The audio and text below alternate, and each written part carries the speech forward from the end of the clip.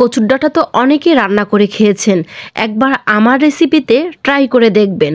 আমার মনে হয় মাছ মাংস খাওয়ার কথা আপনারা ভুলেই যাবেন। এটা খেতেও যেমন মজাদার হয়, তেমনি রান্নাও খুব সহজেই করে নেওয়া যায়। চুলার মধ্যে প্যান বসিয়ে তাতে কিছুটা তেল দিয়ে দিলাম, তার মধ্যে দিয়ে দিলাম পেঁয়াজ কুচি, এরপর অ্যাড করে দিলাম 6-7টা মরিচ ফালি করে দিয়েছি, আর দিয়ে দিলাম আর একটা রসুন ফালি করে কেটে নিয়েছি, সেটা আমি দিয়ে দিলাম। এখন এর মধ্যে অ্যাড করে দিব পরিমাণ মতো হলুদের গুঁড়ো, দিয়ে একটু ভেজে নিব। ভেজে নেওয়া হয়ে গেলে এর মধ্যে আগে থেকে পরিষ্কার করা চিংড়ি মাছগুলো দিয়ে দিব।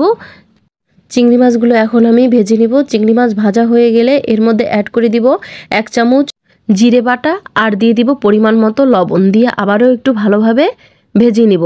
ভেজে নেওয়া হয়ে গেলে এর মধ্যে এখন অ্যাড করে দিব কচুর ডাঁটা। দেখুন আমি কচুর ডাঁটাটা এরকম চিকন চিকন করে কেটে নিয়েছি। এখন এর মধ্যে সবটুকু ডাঁটা আমি দিয়ে দিব। এখন আমি এটা ভালোভাবে কষিয়ে নিব। আর এই রান্নাটাতে কিন্তু আমি কোনো পানি ইউজ করব না। দেখুন অলরেডি কচু থেকে অনেকটাই পানি ছেড়ে দিচ্ছে, আপনারা দেখতেই পাচ্ছেন। এভাবে আমি একটু সময় নিয়ে সুন্দরভাবে কষিয়ে নিব।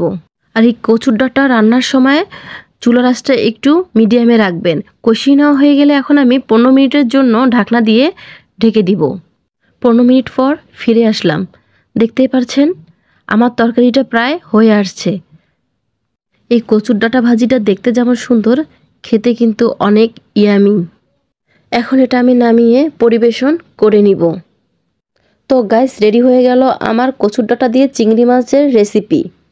আপনারা একবার হলেও এই রেসিপিটা ট্রাই করবেন, ইনশাল্লাহ ভালো লাগবে।